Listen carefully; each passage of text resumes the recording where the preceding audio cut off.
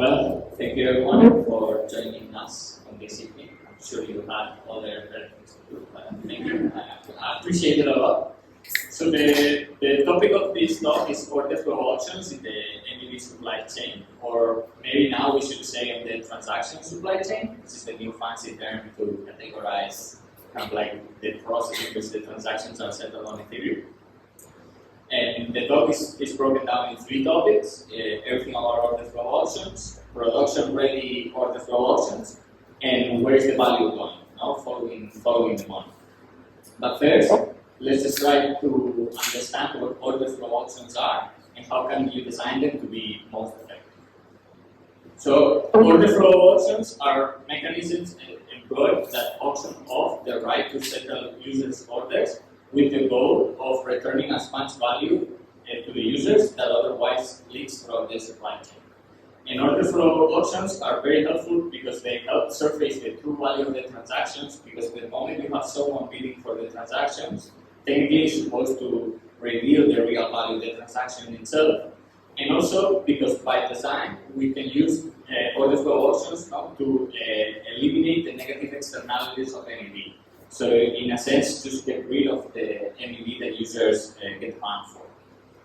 But how do order flow options work? Well, as we said, order flow options aggregate multiple transactions into batches. So the first step of the order flow is basically sending all the orders to the auctioneer so that the auctioneer creates the order, the auction. Sorry. Once the auctioneer has gathered all the orders and the auction is ready to be kicked off, it sends the information to the bidders. So then the bidders prepare to compute the orders or find the most optimal solution for the given orders based on the design of the order flow. So they try to maximize, based on the design of the auctions, the possibility of the orders. Once this is done, all the bidders, what they do is they send the bids back to the auctioneer, who then, based again on the design of the particular auction, decides which one is the winning bid and then sends the orders to get finally settled on chain. But what are like 4 important aspects that we need to take into consideration when designing an order flow auction? Well, the first one is like, what are the order types? Are they intents or transactions? And in here, it's very important to make the differentiation, because lately a lot of people have been using kind of like the term intent as marketing, but it's not really intents, because in a sense, if I want to transfer any crypto to any user or just perform any action on chain, of course my intent is to do this action. But just because any transaction is an intent doesn't mean that the transaction itself is an intent. The important differentiation is that an intent is something that is composable, right? Like basically, instead of hard coding the input, which is a transaction, do this in this particular place, you're just hard coding the output. I just want to swap ETH to USDC or the other way around. You're not specifically explaining or directing the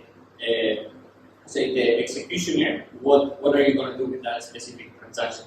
And this is important because then if the intent of the user is malleable, then you can optimize a lot of things. The second thing that we need to take into consideration is who has the settlement rights for the auction orders, right? Is the auction completely open to the public? Can anyone just simply plug into the auction and settle the orders? Is it public permission? Basically, do the settlers of the auction need to put a stake, put a bond on some system, or get whitelisted in a contract to be able to execute these orders? Or is it completely private? The auctioneer simply decides who gets the right to execute the orders. The third part is what are the bid's objectives, right? What is the auction trying to optimize for? Are we trying to maximize MEV so that then by design of the auction we can also perhaps return value to the user? Or is the auction trying to minimize MEV in a way that then we don't have to undo the user's mistakes and actually like occupy more space in the actual blockchain? And lastly, what information is shared with the executors of the auction? Is it all the users' information shared in a sense of what they want to do? Is it partial, like is some information hidden so that they don't attack or they don't exploit this information? Or do we share all information, but we share it also with other multiple transactions so that the settlers can really tell which one's real and which one's fake? But now let's look at which of the different stack levels you can perform an order flow auction. So the first place that you can perform the order flow auction is at the DApp level. In my opinion, this is the one that's the most important and the most valuable because it's the first interaction with the users, right? In here, you can still fix a lot of the user's mistake if they truly just do an intent instead of a transactions, because the transaction hasn't really been created. Like from this point forward, the transaction is already crafted in a sense. We've already hardcoded the input and what the transaction itself is going to do. But in here, if you take the time to actually like optimize what the users want to do and then create the transactions from themselves, then there is a lot of room for improving what the user experience is. Then the second level that you can do the order flow auction is at the builder level, right? The builders can basically create a private mempool and guarantee with auctions and with the design of the auctions that they're not going to perform certain notorious activities, which then gives at least the confidence to the users that, hey, this transaction is not going to be as exploited as it would directly on the mempool. But as I said before, in here, the problem that we have is that the room for improvement is quite small, because the user has already signed the transactions. They're not, it's not that we can tell them, well, instead of going to Uniswap, go to SushiSwap because it has a better price. The user has already mentioned and like crafted that, no, this swap only would work if it's against Uniswap. And lastly, which is more a general order flow auction instead of like a specific one, is at the validators. Why? Because they are the ones that completely auction off the entire block to the builders, to the highest payer, and then they say, I'll include the transactions based on whoever pays me the most fees. And what type of order flow auctions now we can have? So the first one is an RFQ auction, and this might sound familiar because there are one notorious project that is kind of like pioneering this, which was 0x and Matcha. And these are off-chain systems that basically allow for price discovery based on what the user wants to perform. So usually we have market makers off-chain that provide quotes for the user swaps, and then if they can provide a better price than the baseline of the index, then the users get matched against this market maker. But the problem with this system is that it only focuses on the price itself and not on the execution. And basically, unless you have a good list of market makers that have huge token inventory, then the possibility of getting a better price than the AMX itself is quite small.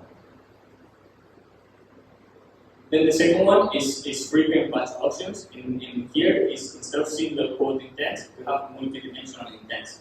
Because basically it's a very similar system to RFQ, where you can also do price discovery of what the value of the swaps within the auction is. But you can also do execution path discovery. What this means is that in here, as I said, instead of having the user just say, I want to swap on Uniswap, you have the user do, I want to swap A for B. And then the solvers, the executors, what they do is find the best price for it and then find where the best execution is. But the beauty of this, and the multidimensionality comes, is that you're not only restricted to AMX. You can actually perform like peer-to-peer matching or even ring trades. And in CowSwap specifically, peer-to-peer matching is called a cow, which is a coincidence of ones. When one user is selling and the other is buying, they're completely matched. If they overlap, they're completely matched peer-to-peer. And this way, they don't have to go to the AMM and pay the liquidity provider fees. And also, they don't have to pay the gas fees for interacting with the smart contract.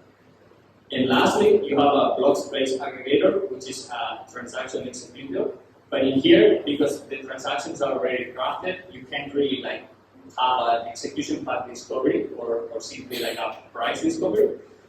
What you can do is try to fix the user mistake by not performing certain MEV to their transactions by design, simply because the auctioneer forbids it, and then kind of give the value back to the users that otherwise would have been leaked in the supply chain. So thinking about it, it's finally interesting that people are starting to realize the power of auctions. And we have had auctions in Ethereum since day one, because the first order flow auction itself is how do we create a block within Ethereum. So from our point of view, it's finally nice and interesting to see people get more excited about auctions, which is a topic that we've been fairly working and researching for quite some years. But now let's take a look at some production-ready order flows that CowSwap or Cow Protocol has been quite involved with. And the first one is this new option at the builder level, which is called MEV Blocker. Basically, MEV Blocker is an RPC with the goal of returning the value to the users that otherwise would have gotten leaked in the supply chain. And the goal of the RPC is to provide privacy, fair, fast inclusion for the transactions, return the value to the users, and also improve the MEV experience. And one of the ways of improving this MEV experience is simply that anyone that has access to the order flow of MEV Blocker is not allowed to perform any front running or any sandwiches. And then they're forced to return a certain amount of value back to the user. And here's how it works. So basically, now we have a user that wants to create a transaction. And they create the transactions, which is the envelope, and here's the signature part. And then they send it to the MEV Blocker, which is just a normal RPC, like any other Infura or Pocket Network RPCs. So just normal thing that you connect to your wallet. And then what the RPC does is it sends all the orders that it receives to searchers. But here it's very important to see that, instead of sending the entire transaction, we're only sending the envelope. What this means is that we're only sharing the information of what the user wants to do. And then the searchers, what they can do is they can only append transactions after it. And this is important because then by default, you get rid of the front running or sandwiches, because unless the searchers construct the bundle in this way, the bundle will not be accepted by the RPC. So therefore, the only possible outcome that is beneficial in this case, in the case that there's a rebate, right, is that the searcher puts the transaction of the user, then the MEV transaction that fixes the user's mistake, and then finally, partially up to 90% of the value from this MEV is returned to the user. And once the searchers have done that, they return it back to the MEV Blocker, and then the RPC performs a check to also re-guarantee that there's no sandwiching or no front running. And if you see then, if that check passes, is when we actually add the signature of the user. And then the transaction gets propagated to the builders, which currently we send to the top 10 builders to everyone. So we're not building centric, but rather builder agnostic. And then the transactions follow up throughout the supply chain, the relayers, and then gets to the validator. And then once the transaction gets mined, the user gets part of their MEV that is performed via background, and the searcher gets a share of the MEV for finding this opportunity and returning it to the user. And currently, MEV Blocker offers three endpoints. Depending on what your use case is, you might want to use one type of endpoint or another.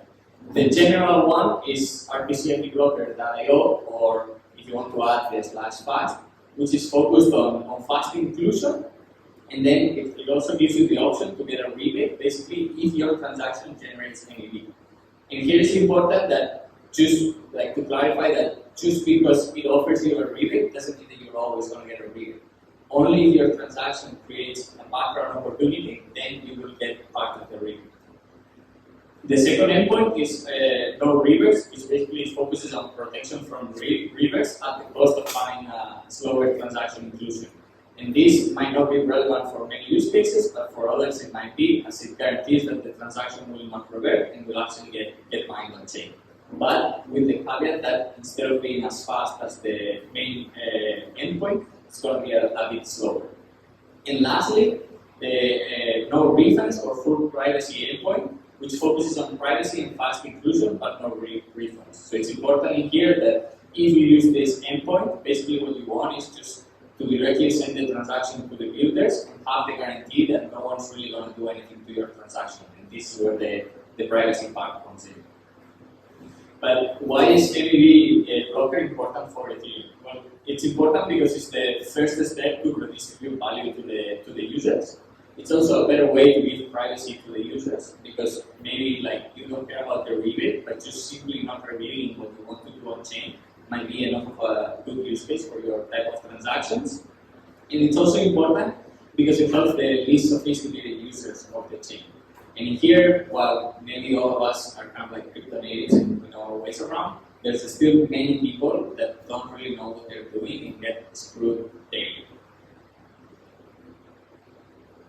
But as I said before, if we are to do orders flow auction at the builder level, there's not much that we can optimize. We can only like redo the user mistakes, which leads up and eating up more block space, because instead of like optimizing the transaction, we basically have to do the user's transaction, then fix their mistake, and then pay them. So we're doing 3 transactions when in the beginning we could have just done 1. And here's where CowSwap comes in. CowSwap is an order flow auction at the top level, with the goal of protecting users from MEV, enhancing the liquidity via the 3 intents. Like I said before, instead of just saying let's use the MM liquidity, we can say, hey, why don't we first try to kind of, in a peer-to-peer manner, let's use our own liquidity within the patch, and then if this is not possible, then we'll use the AMMs as a baseline. And then it's also important because you have fair pricing, because every batch that gets settled on CowSwap has uniform clearing prices. And this is important because the moment you have uniform clearing prices for the same transaction in a batch, means that ordering is not relevant anymore.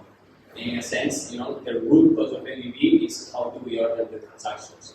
So if you can get rid of this ordering problem, then there is not as much MEV to perform for those transactions. And how does it work? We first have the users, either via the UI or via a smart contract in a sense, go to the CowSwap UI or the CowSwap API, and they sign the message. And here is the key point, because they sign the message, they're not specifying what they want to do, but rather specifying, I want to swap A for B, I don't care where you do. Once this is done, basically the signed message, that is an order, the intent to trade, gets registered in the order. And once there is enough orders or 10 seconds have passed, the protocol creates the auction. Once we have the auction, then the auction is sent out to the solvers, which are in this case the bidders, and are the third parties that execute the transactions on behalf of the users.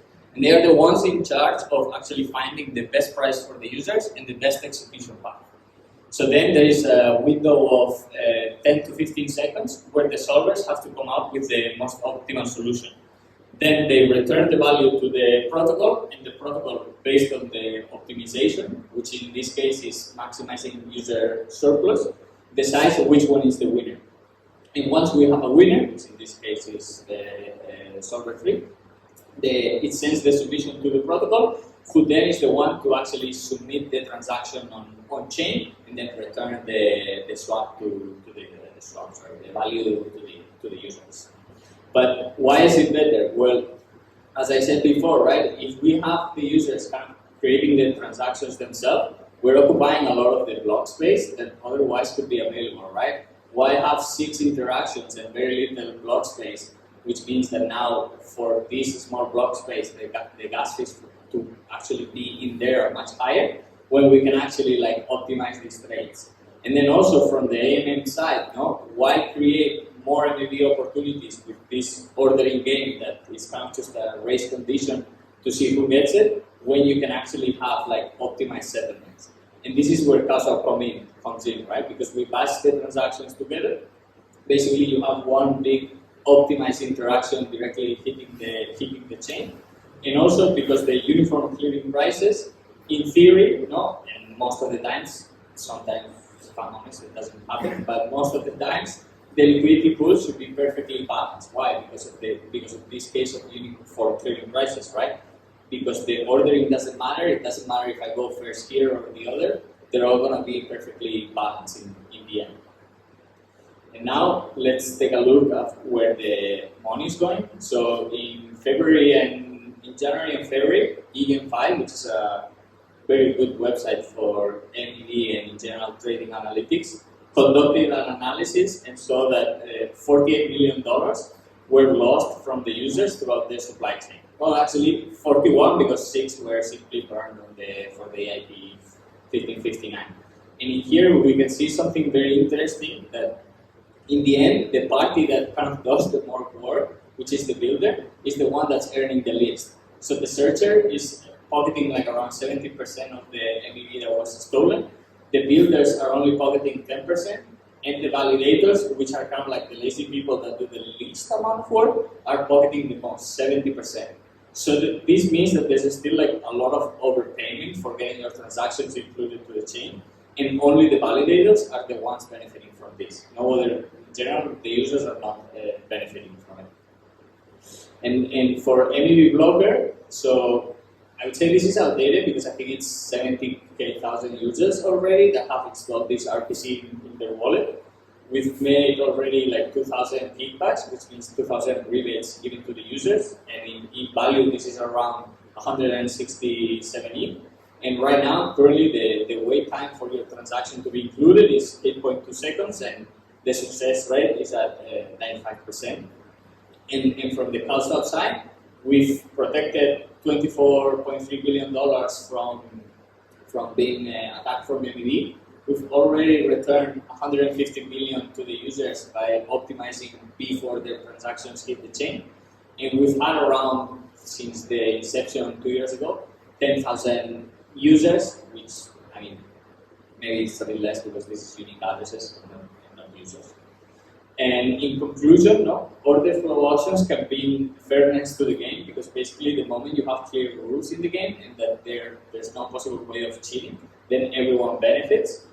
Also, they minimize the MEV opportunities because attacking like a batch of transactions is way harder than attacking a single transaction. So in a sense, like, it's kind of like the need together strong.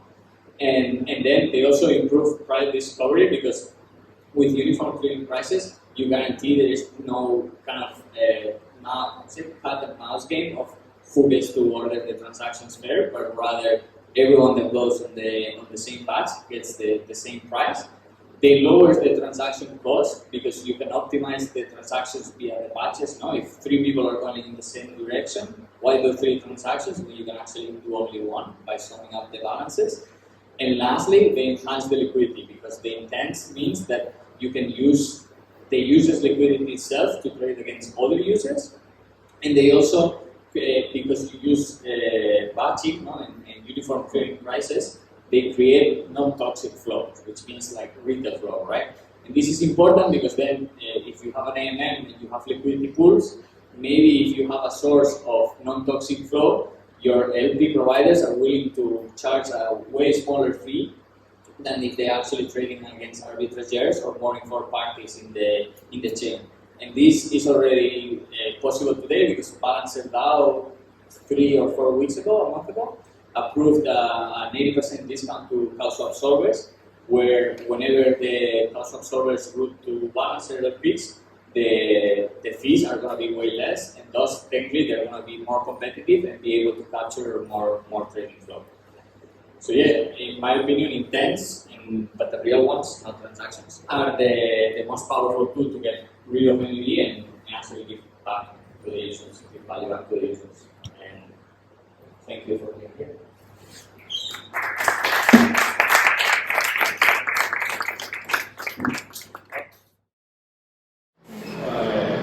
First, thank you. For now, is this only for DeFi asset transactions?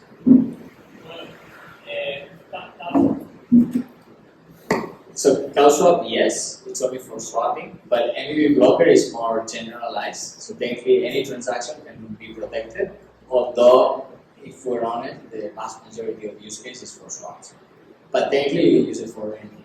Specifically, like for example, the privacy endpoint. If you're doing something, I don't know, that you don't want people to be lurking at when the transactions are on the endpoint, it can be useful.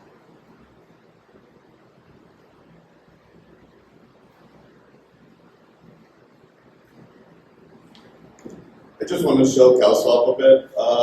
For a long time, it was really just like OGs in Ethereum that actually realized the potential of it.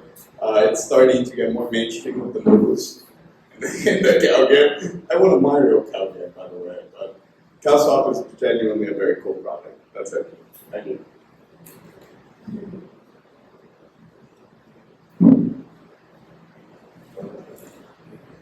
The cows case. What other products are into the umbrella of cow? Is it CowSwap? Do you have anything else? Yeah, so CowSwap is just a swapping, but I mean there are multiple order types, right? You have limit orders, we're launching TWAP soon, partial fills, and Now we're also about to launch this very cool thing for DAOs, but actually that you can embed a swap to your governance proposal. And this way, like before, you wouldn't expose yourself to MEV because you have to create the transaction 7 days before, and then it's completely exploitable. So now what you can do is, because simply you're signing messages, is you're defining a price checker, and then at the moment of execution, 7 days after, it just checks, not to deviate from this price checker X%. And so then launching tomorrow, so alpha.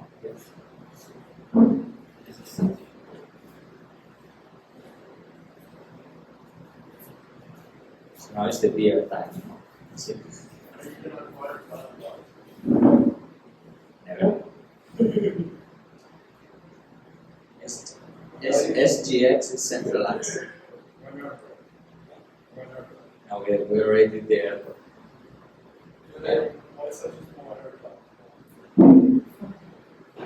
I was in charge.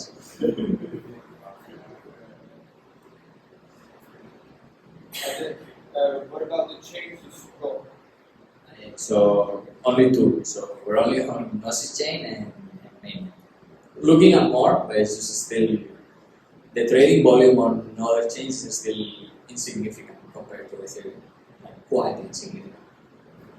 And also the problem is that in many of these more cool and fancy new chains, there is a centralized sequencer, which is then the party that can decide when MEV happens. So kind of like a MEV solution when there's no MEV, it's not a good sell. I have two questions. Well, one, so I know that intent has been such a buzzword. Like I've been meaning to read more into it, but I work for a multi-chain organization.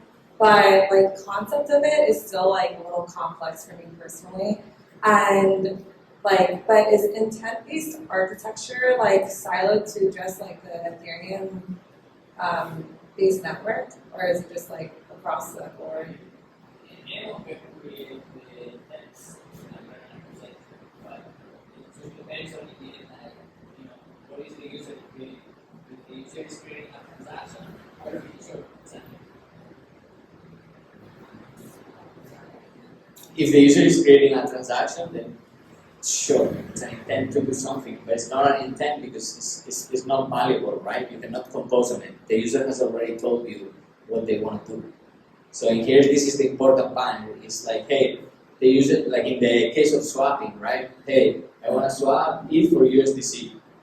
But if I create a transaction saying I want to swap on Uniswap in this ETH USDC pool, sure, of course, it's my intent to create that swap. But then the executor can say, wait a minute, but SushiSwap or another AMM actually gives you a better price. They cannot decompose the Uniswap part and plug in SushiSwap. But if it's a true intent, which is simply a signed message, the user only wants to say, I want to swap ETH for USDC. I don't really care when you do it, as long as you give me, I don't know, right now it's $1,500, $1,600 ETH. As long as you give me $1,600, I don't care where you're swapping me this. I'm not good at, figuring out what is the best venue for trading, what's the right slippage, what's the right gas. I don't care. I just want my $1,600 for my one ETH that I'm selling. And this is more of a general question on Gnosis. So I know that Gnosis is one of Ethereum's very first side chains. So there's a lot of cool projects such as Dark Forest and other Gnosis CowSwap, things like that. But in general, and I know that Gnosis also has a very strong community. I know you guys have so many validators, super decentralized, whatever. But other than that, I know that you had mentioned these fancy other new chains and things like that. But what are some other advantages that you find outside of just maybe the DeFi landscape, and for I guess shill Gnosis as a network, the advantages of that Gnosis provides the dApps that are building on it? there are cool things, like there is the team working on Spark that they're going to do something very cool with Gnosis Pay, which is a great car, and then there is a proposal to actually farm with the maker DSR, the DAI savings rate, to farm XDAI. If you actually deposit, you multiply, like you boost a lot way more your DAIs than if you just farm with them in a normal liquidity pool. And then, I mean, there are many projects on Gnosis. I'm a bit not the best seller for that because I'm a bit disconnected. But yeah, the original idea of Gnosis, I guess maybe they're going to kill me for saying this, but was the kind of like being the, not the test net, but sort of, in a sense, close to Ethereum, right? Be as closely as possible in terms of development and the way the chain functions within Ethereum, and then be able to test all these other things that are happening within, Ethereum. Like let's say EIP 1559, for example, was tested only on testnets, and on testnets that sucks because you don't have real value, so you can never really prepare for a black swan event. But the moment there's value, then you can actually test way more things. And I think this was the original idea, but then with the traction of these new layer 2 ecosystems in general, now it's kind of formed into its own full chain that sure wants to stay close to very close to Ethereum. But I would also say, compared to others, what Gnosis wants to focus is on this credible neutrality part of infrastructure, which is going to be hard because politics always invade everything. But but that was the idea. Yes. There's also MEV, for example, which is a euro stablecoin that offers very smooth on-and-off run. So you can, for example, for one transaction, send euros from your wallet to your bank account. Just get there in 4 hours. And yeah, there's a few other stuff like trying to reach on link real world trying to link real world assets in chain, bringing them in chain. There are some payment solutions that are going to come Gnosis soon. So there's not a lot right now, but there are definitely things coming soon. Thank you. What Gnosis as L2? I don't know. Yeah, thank you for your speech. Do I get it right that your swaps work like limit orders? When you set the price and the amount and you execute it when conditions are market are Yes, so we have market orders that technically it's a market order, but on the background versus the limit order. But then we also have limit orders where the user can actually say, okay, I want to execute this price. But the market orders is sure, the price and change that you can get baseline. Then it's turned into a limit order of this is your lowest limit price, and from there try to improve it. perfect.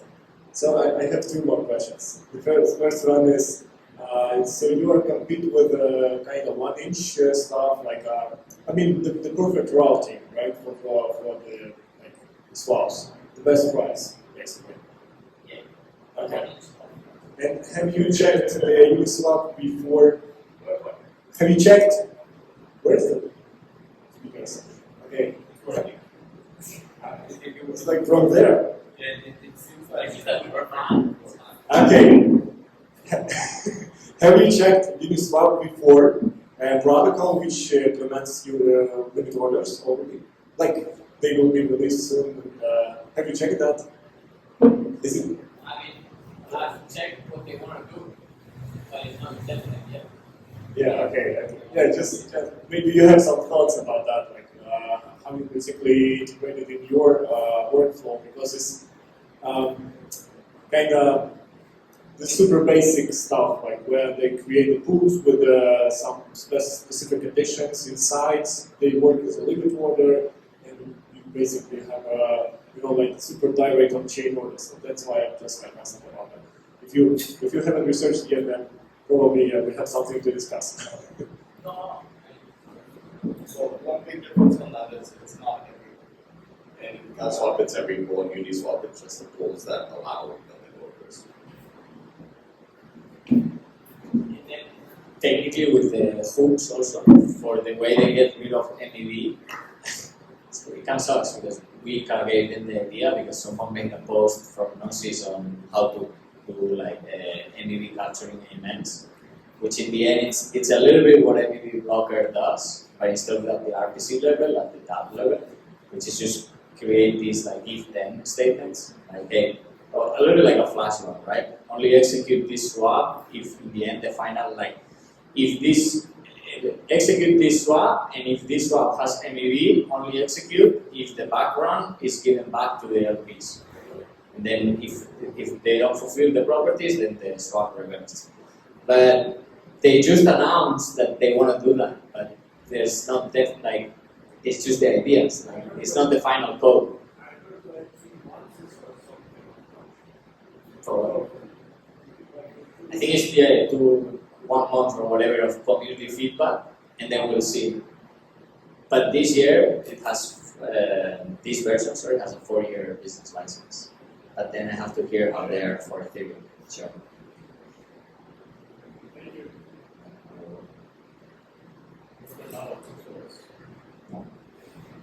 Code source. What's the term?